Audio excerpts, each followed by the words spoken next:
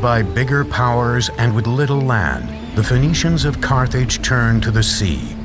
They were pioneers, pragmatic, open to new ideas, and endlessly innovative. When Dido established this city, the new city, a lot of people's eyes obviously opened wide and said, hey, a new city, a new start. And as these trading routes that Carthage pioneered expanded, it very rapidly became as international a city as anywhere then in the world. Over the next 200 years, Carthage evolves into a major Mediterranean power, establishing colonies in Corsica, Ibiza, and North Africa. By around 700, maybe 650 BC, Carthage is a force to be reckoned with. Everybody's heard of it.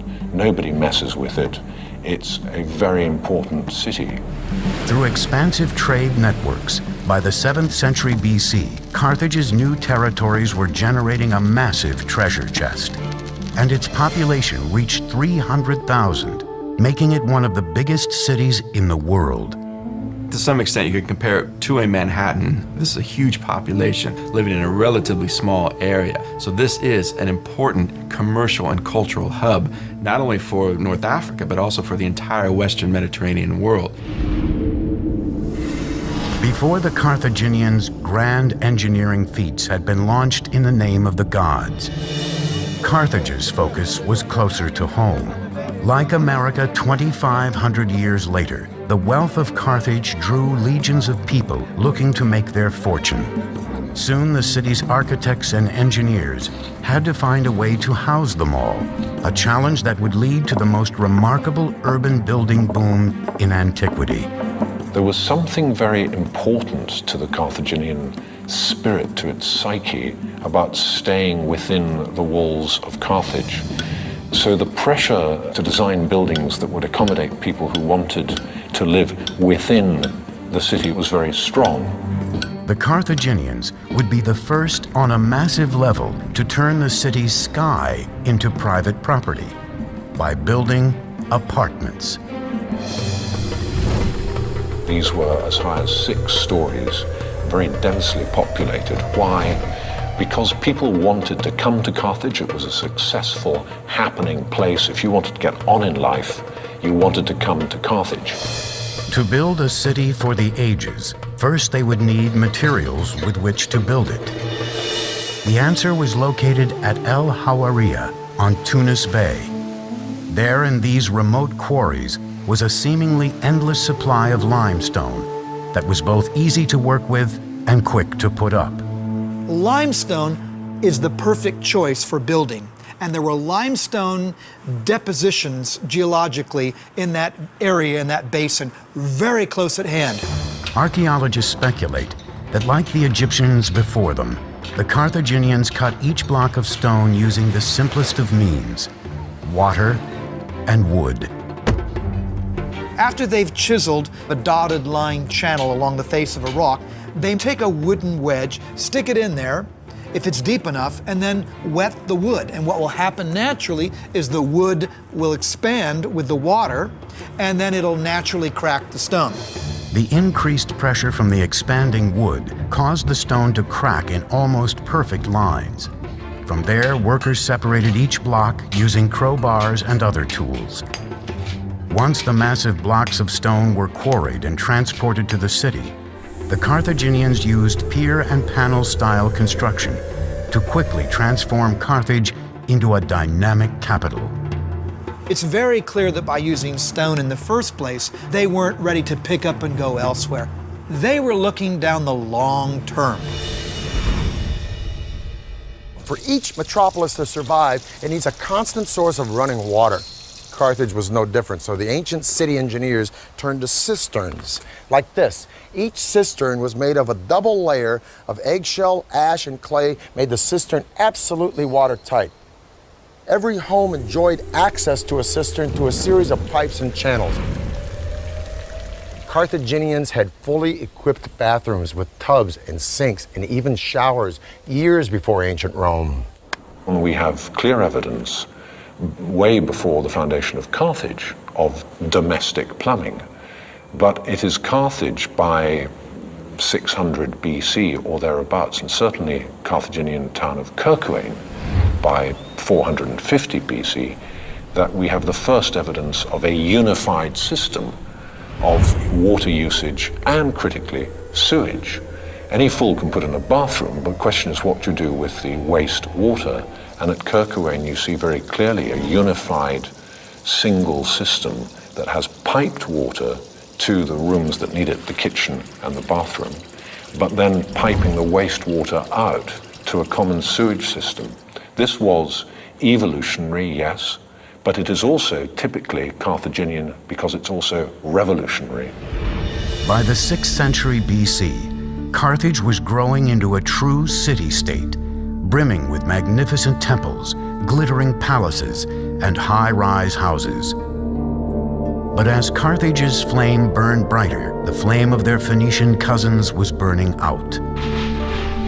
The great Phoenician city of Tyre fell to the Babylonians in 574 BC. Carthage was now on its own. Before long, the Carthaginians would sail beyond the dusty shores of North Africa, continuing to expand their empire by conquering the seas. 520 BC, 3,000 oars propel 60 ships through the Pillars of Hercules, known today as the Straits of Gibraltar. Hanno the Navigator, the great admiral of Carthage, is sailing to the edges of the known world. He is preparing to launch a power play that could lead to total domination of the Mediterranean. So every great explorer, Christopher Columbus, Vasco da Gama, who sailed off into the unknown, seems to me a very strong parallel for the original and best of them, Hanno the Navigator. Hanno set sail to extend the boundaries of the Carthaginian network of colonies and exchange, not mere trading activities, but planting whole cities of new settlers to maintain control of land and access to its resources. Carthage's technical prowess on the seas has brought it power and wealth. By the 6th century BC, the islands of Corsica, Sardinia, and the Balearic Islands are now under its control. The hub of its power flows from a marvel of engineering, the harbor of Carthage. This is the absolute pinnacle of Carthaginian engineering. Although records are shaky, archaeologists believe it may have been constructed as early as the days of Hanno. But at the height of her power, in the 2nd century BC, the harbor of Carthage was transformed, technologically superior to any maritime facility in the world, and the very lifeblood of Carthage. It was part of Carthage, it was the heart of Carthage, it was the lungs of Carthage, it was everything to Carthage, both naval and commercial. The harbor had a common entrance from the sea that was 70 feet wide, which could be closed with iron chains. Inside its gates were 2 separate marinas, the first for the traders and merchant vessels. The mercantile harbor, the commercial harbor, was organized with conventional wharves to make as easy as possible the loading and unloading of goods. So in Carthage, readily one can imagine in, say, 400 BC, you would see all the goods there were in the then known world being bought, being brought, being sold in Carthage. The second, a circular harbor, was designed for military use. A series of 30 docks were arranged symmetrically. Another 140 additional berths radiated out on the perimeter of the circular port, allowing the entire harbor to hold 220 boats. Today, a lone dry dock has been excavated, a reminder of the strength the harbor once commanded. This is all that's left of the Kothon, or military harbor of ancient Carthage. A kothon was an interior port carved out of the land as opposed to an exterior port attached to the seaside. Now, with all these beautiful villas around here, it's kind of hard to imagine that this harbor was the launch point for the wealth and power of ancient Carthage. Now, the nerve center for this maritime hub was that circular island out there where there were 40 or 50 slots for boat dry dock. And on top of that island was a big tower where trumpeters would blare signals, and heralds would deliver orders, and admirals would oversee operations like observing what ships were coming in from sea, be they friend or foe, while at the same time those ships couldn't very well observe what was going on in this port. Nobody has anything approaching this potency, this power, let alone this navigational and seafaring skill. So when the barriers are taken off the channel and shoof, within, they're scrambled, as they did in World War II with aeroplanes. These ships are coming out fast down this channel and shoof, out into the Mediterranean. People see them coming. Carthage is here. For 2 centuries, Carthage dominated the Mediterranean.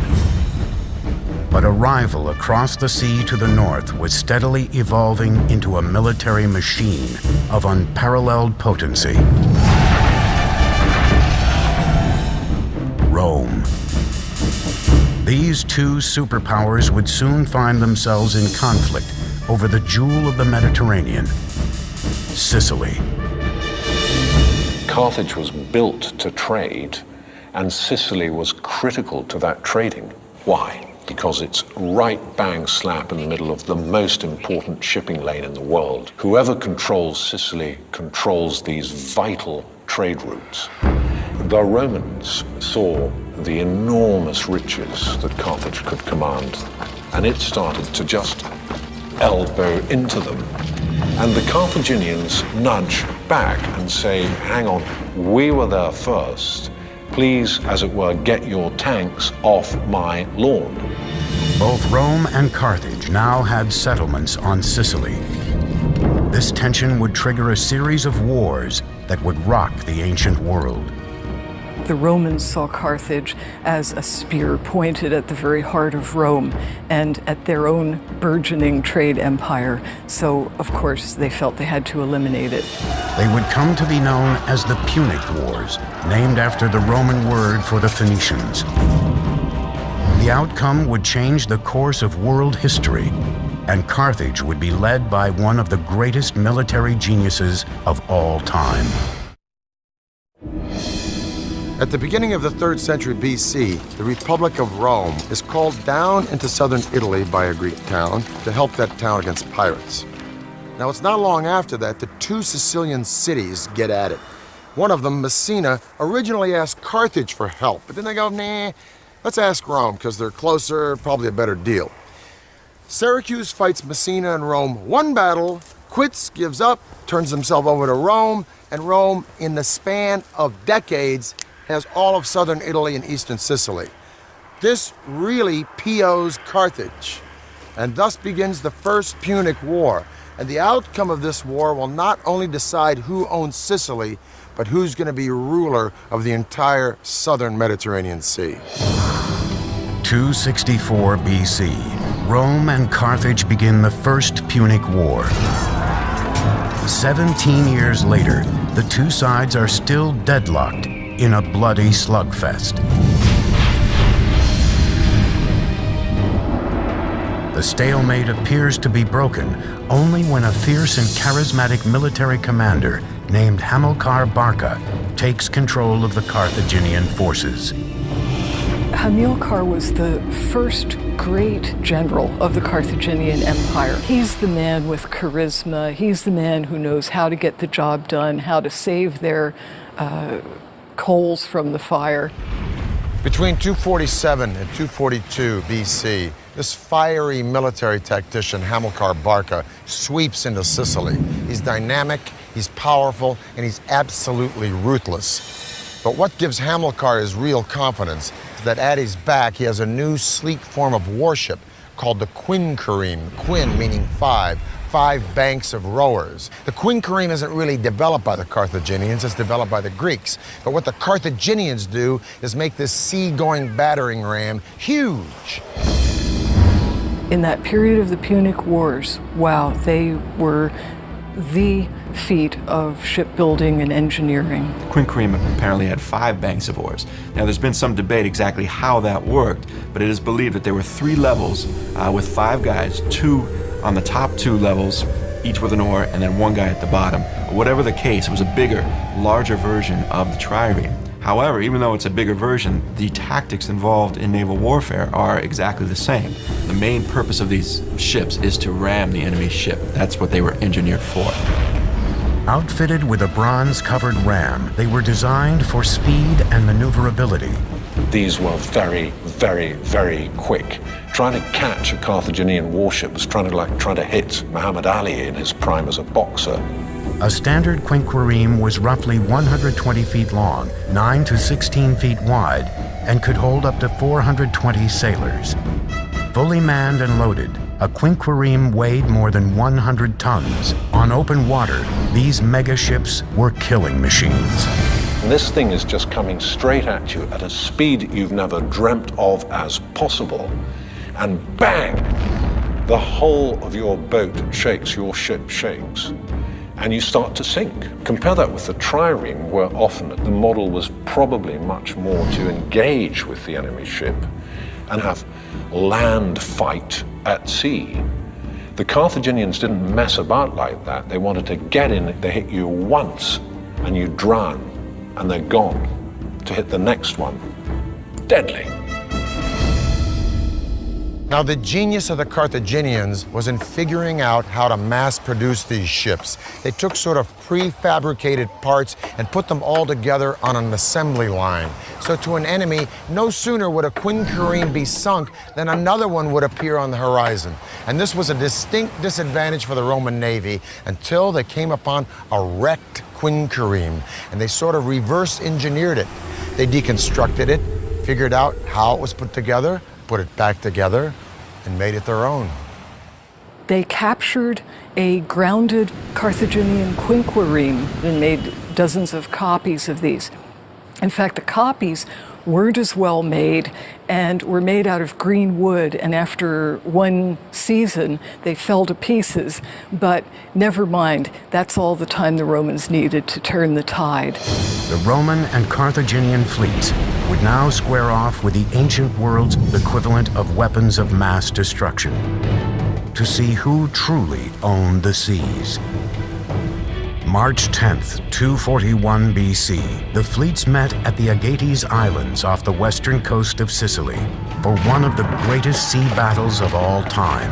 In the hostilities of the First Punic War, the Battle of the Agates Islands, fought off the coast of Sicily, was a turning point. In the battle between two brilliantly engineered fleets, Carthage had the advantage in numbers. But their sleek killing machines were bloated with grain and supplies for Hamilcar's army, camped out on nearby Sicily. Many ships were sunk or lost or captured. People weren't expecting that. Now, the Carthaginians try to make a break for it, but they are unable to do so because of this extra weight. That gives the Romans the victory. It was a strategic disaster. In the end, the Romans took nearly 30,000 Carthaginian prisoners. With no way of resupplying himself and his troops, Hamilcar was forced to surrender and retreat back to Carthage.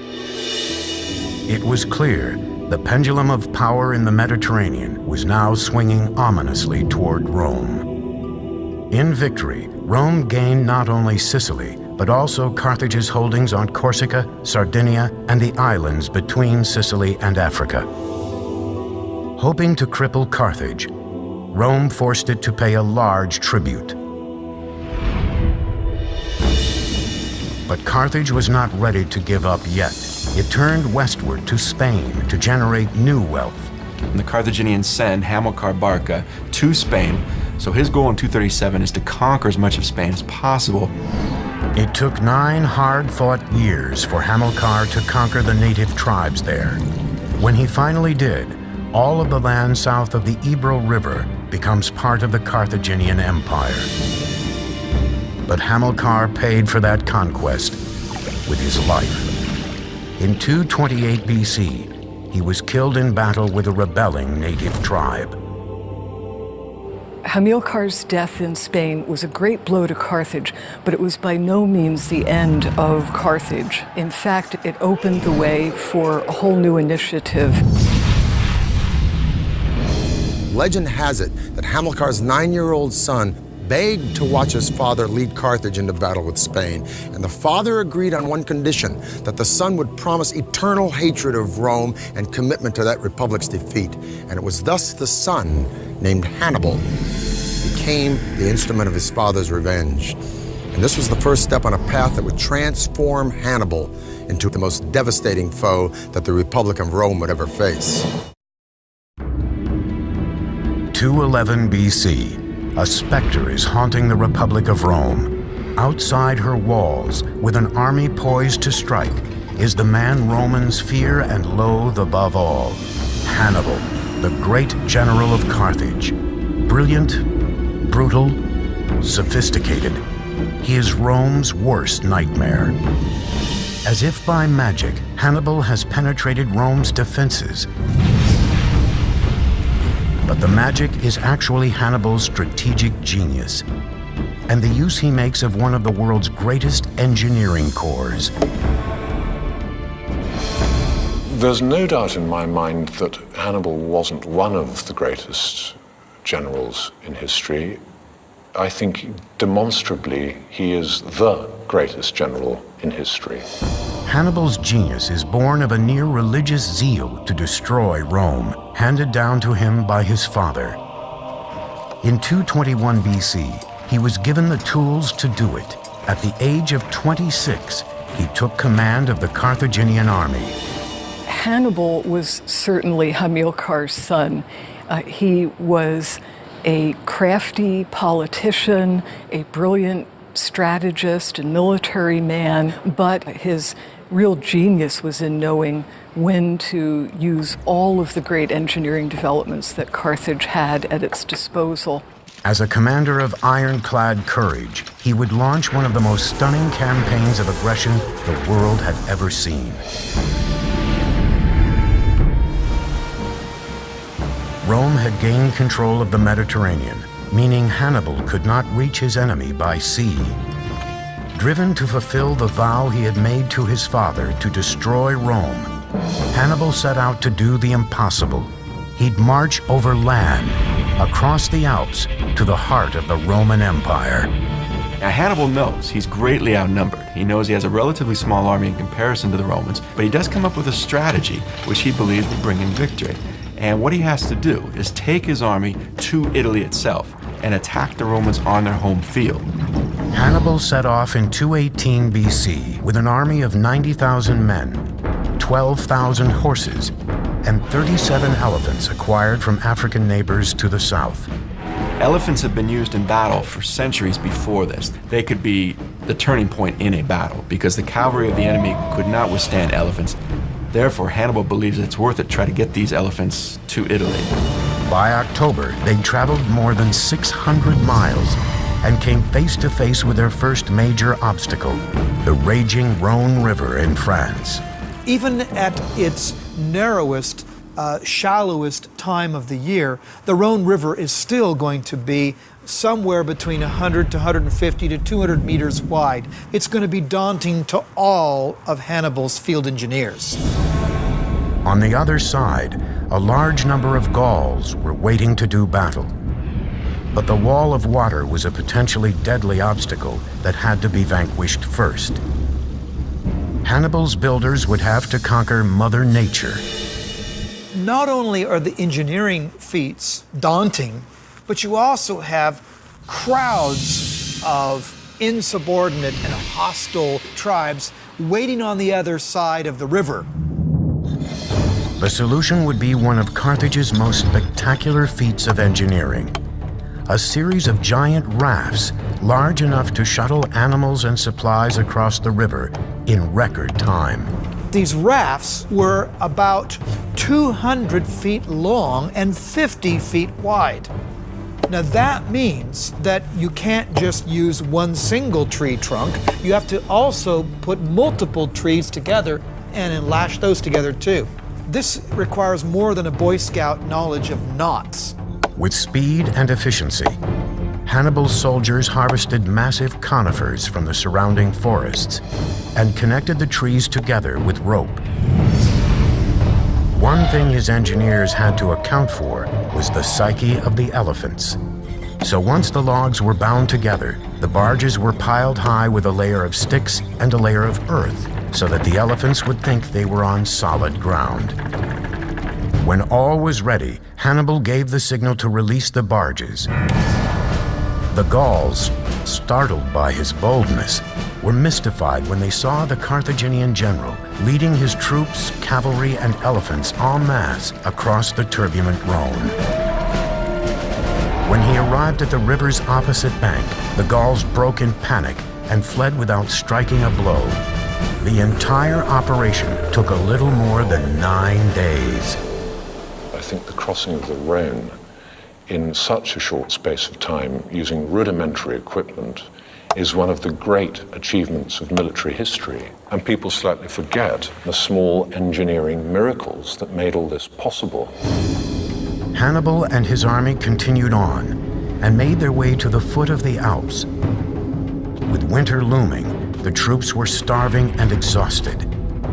As they ascended, they confronted another seemingly impossible obstacle: giant boulders. Hannibal's engineers devise a plan that would allow the troops not just to go over, but through. The stratagem of crossing the Alps certainly shocked the people of Italy. No one expected an army with elephants to make it across. And although the Alps may have seemed in places impassable, this idea of breaking up the mountains themselves to create a pathway to get your pachyderms across was a brilliant idea. Now, how did Hannibal get his men, not to mention all those elephants, up, over, around, or through these giant boulders? Well, according to the Roman historian Livy, he came up with an ingenious plan along with his engineers that would literally move mountains. They cut big crevices through these boulders, and then they got wood from the surrounding forest. They'd wrap these boulders in the wood, and when the wind was right, they'd torch the wood. The rocks would heat up, and just when they were hot enough, they'd pour boiling vinegar into the crevices, which would shatter or melt the rocks such that his men could break them apart with iron implements. Now, what was Hannibal doing up in the Alps with all this vinegar? Well, if this is true, and we like to think it was, otherwise how did he get across the Alps? It speaks volumes to the genius of this brilliant general. I'll tell you one thing, after navigating the snow of the Alps, the sight of the plains of northern Italy must have been very, very welcome. On August 2nd, 216 BC, near Cannae in southern Italy, Hannibal faced off against Roman forces under the command of Terentius Varro in a decisive conflict that would seal the fate of these two empires. As dawn breaks, Hannibal draws up a force of 50,000 men, newly strengthened with the help of hired mercenaries, against Varro's nearly 90,000 Romans. Varro decided to try and crush his opponent, sending a massive force to attack Hannibal's center. This would prove to be a fatal mistake. Anticipating Varro's strategy, Hannibal orders his cavalry to circumvent the Roman ranks from the rear.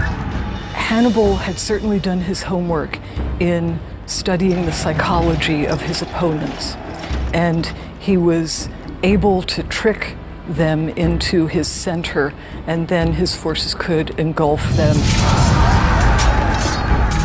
Completely surrounded, the Romans were slaughtered where they stood. Only 3,500 Romans managed to escape. 10,000 were taken prisoner, and 70,000 were left dead on the battlefield. At the Battle of Cannae, the single greatest defeat ever inflicted on a Roman army throughout its entire history. And of course, we have to go to World War I to find a scale of slaughter as big. Cannae was a masterpiece of military strategy, but Hannibal was unable to capitalize on his string of victories. He fought on for another 13 years, mounting siege after siege on Rome and its surrounding cities. But ultimate victory remained elusive. He could defeat them in the field, but he lacked the proper weapons to take on the Roman capital. In 204 BC, Rome went on the offensive and launched an attack on Carthage. Hannibal finally returned home to muster its defense. In 204 BC, Scipio Africanus, who had already beaten the Carthaginians in Spain, convinced Rome to let him go around Hannibal altogether and attack Carthage directly. Hannibal was recalled to his city to defend it. Now, these two heavyweights met and spoke. We have no idea what they said to one another. It's lost to history. In 202 BC, they met again at the Battle of Zama, and Hannibal was defeated, and he was forced to surrender to an enemy that he'd spent his entire life trying to destroy. He would not fulfill his father's wishes. He was exiled from Carthage, and years later, near present-day Turkey, he committed suicide. Carthage's defeat at the end of the Second Punic War forces the empire to submit yet again to Roman terms. They are forced to surrender in 202 BC. The Romans again impose very harsh peace terms on the Carthaginians, meaning, first of all, they must again pay an indemnity, a tax to the Romans. Also, the Carthaginians lose their overseas territories, meaning their territory is now confined to areas just around Carthage itself. One last very important part of this treaty was that Carthage could not fight a war, any war, even a defensive war, without Rome's okay. With Carthage stripped of its military might, the field was now open for the Roman army to begin its unstoppable conquest of the ancient world. And their first major target would be the wounded city of Carthage. All that stood in the way was the ancient world's strongest fortifications. 150 BC. Marcus Porcius Cato, a Roman orator and the great-grandfather of Julius Caesar's famous enemy, walks the halls of the Roman Senate, but he is oblivious to his surroundings. For him, there is only one thing on his mind: Carthage. Cato was only too well aware of the strategic position of Carthage. He could see that as long as Carthage was an independent stronghold, it was too close to Sicily and Italy to be allowed to harass shipping or maintain a military presence. He wanted it completely wiped out. Now in Carthage, Carthage's one-time ally and neighbor, Numidia, starts to encroach on southern Carthaginian territory. Carthage feels obliged, and rightfully so, to defend itself, but there's a caveat. Since the Second Punic War, Carthage has promised Rome never to take up arms against anyone whatsoever without the consent of Rome. Rome sends a commission down to arbitrate this beef between Numidia and Carthage, and one of the deputies on that commission is Cato. And when Cato sees the prosperity with which Carthage has bounded back since the Second Punic War, he goes right back to Rome. He rails against the Senate that this prosperity means one thing and one thing only: Carthage is going to be at our doorstep with arms in no time. No matter what speech he makes, roads, politics, taxes, he always ends with ceterum censeo Carthaginem esse delenda, which means, furthermore, I say Carthage should be destroyed. Now, Carthage, feeling it's going to be annihilated, no help from Rome, takes up arms. Rome sends an army down to Carthage. Rome tells Carthage, you have to abandon and evacuate your city. Carthage refuses. Thus starts the Third Punic War. But now Rome has got a problem, because the strongest fortifications in all of antiquity at that time are the walls of Carthage.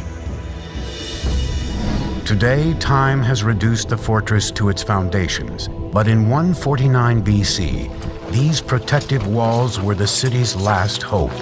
It was a three-part wall system with massive stone circuit wall. It covered a huge extent and was thought to be unbeatable. A wonder of the world, those Carthaginian walls, and the Carthaginians trusted them. The wall had a circumference of 23 miles and a series of 3 protective layers. First, a ditch backed by a low wall packed with excavated soil, which would have been manned by a front line of soldiers who could withdraw quickly in the face of a major assault. The second wall was constructed of stone and dominated the outer defenses. Behind this second wall stood an even more impenetrable third wall, 45 feet in height and at least 30 feet wide. 15 towers were spaced at 200-yard intervals where watchmen stood guard. Inside this wall lived part of the Carthaginian army, including 20,000 men, 300 elephants, prepared for any type of attack that took place. The wall system surrounding Carthage made it the best fortified city in all of the Mediterranean, if not the world. And against the Romans, it would face its ultimate test, led by the fabled Carthaginian general, Hasdrubal. The Carthaginian commander who would lead the Carthaginians during the Third Punic War was Hasdrubal. He is the one responsible for retaliating against the Numidians, and he is the guy who's going to be leading the main resistance. As the Roman legions descended on the city, the Carthaginians hurriedly scrambled to build a new defensive force. The women gave their hair up. They cut their hair so that they could make rope to fire the catapults. They emptied the prisons. The old men volunteered.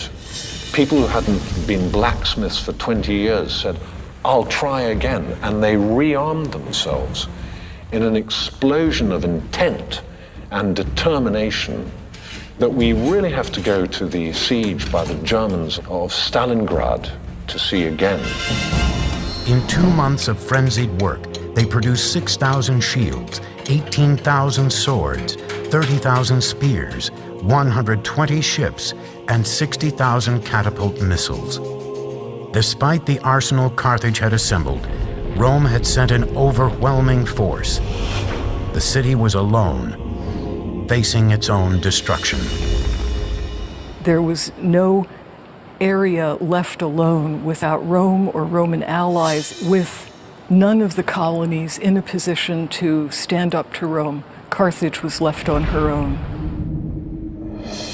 The city hunkered down behind its immense fortifications, hoping against all odds that their walls would repel the impending Roman invasion.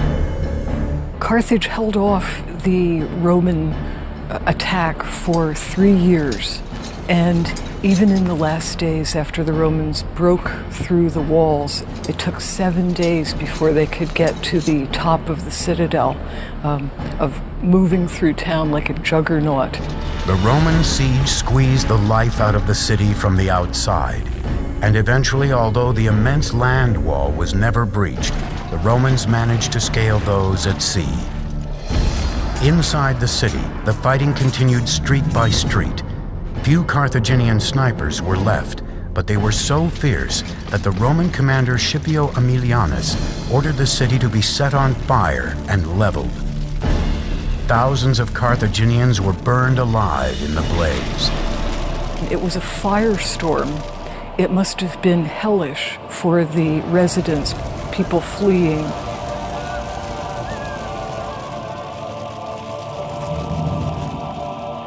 During its siege and capture, Carthage had been decimated. The city's population fell from 500,000 to 50,000. The survivors were sold as slaves, never to return home. Through expansive trade networks, by the 7th century BC, Carthage's new territories were generating a massive treasure chest, and its population reached 300,000, making it one of the biggest cities in the world. To some extent, you could compare it to a Manhattan. This is a huge population living in a relatively small area. So this is an important commercial and cultural hub, not only for North Africa, but also for the entire Western Mediterranean world. Before the Carthaginians' grand engineering feats had been launched in the name of the gods, Carthage's focus was closer to home. Like America 2,500 years later, the wealth of Carthage drew legions of people looking to make their fortune. Soon the city's architects and engineers had to find a way to house them all, a challenge that would lead to the most remarkable urban building boom in antiquity. There was something very important to the Carthaginian spirit, to its psyche, about staying within the walls of Carthage. So the pressure to design buildings that would accommodate people who wanted to live within the city was very strong. The Carthaginians would be the first on a massive level to turn the city's sky into private property by building apartments. These were as high as 6 stories, very densely populated. Why? Because people wanted to come to Carthage. It was a successful, happening place. If you wanted to get on in life, you wanted to come to Carthage. To build a city for the ages, first they would need materials with which to build it. The answer was located at El Hawariya on Tunis Bay. There in these remote quarries was a seemingly endless supply of limestone. By bigger powers and with little land, the Phoenicians of Carthage turned to the sea. They were pioneers, pragmatic, open to new ideas, and endlessly innovative. When Dido established the city, the new city, a lot of people's eyes obviously opened wide and said, hey, a new city, a new start. And as these trading routes that Carthage pioneered expanded, it very rapidly became as international a city as anywhere then in the world. Over the next 200 years, Carthage evolves into a major Mediterranean power, establishing colonies in Corsica, Ibiza, and North Africa. By around 700, maybe 650 BC, Carthage is a force to be reckoned with. Everybody's heard of it. Nobody messes with it. It's a very important city. That was both easy to work with and quick to put up. Limestone is the perfect choice for building. And there were limestone depositions geologically in that area, in that basin, very close at hand. Archaeologists speculate that, like the Egyptians before them, the Carthaginians cut each block of stone using the simplest of means: water and wood. After they've chiseled a dotted line channel along the face of a rock, they take a wooden wedge, stick it in there, if it's deep enough, and then wet the wood. And what will happen naturally is the wood will expand with the water, and then it'll naturally crack the stone. The increased pressure from the expanding wood caused the stone to crack in almost perfect lines. From there, workers separated each block using crowbars and other tools. Once the massive blocks of stone were quarried and transported to the city, the Carthaginians used pier and panel style construction to quickly transform Carthage into a dynamic capital. It's very clear that by using stone in the first place, they weren't ready to pick up and go elsewhere. They were looking down the long term. For each metropolis to survive, it needs a constant source of running water. Carthage was no different, so the ancient city engineers turned to cisterns, like this. Each cistern was made of a double layer of eggshell, ash, and clay, made the cistern absolutely watertight. Every home enjoyed access to a cistern through a series of pipes and channels. Carthaginians had fully equipped bathrooms with tubs and sinks and even showers years before ancient Rome. And we have clear evidence way before the foundation of Carthage of domestic plumbing.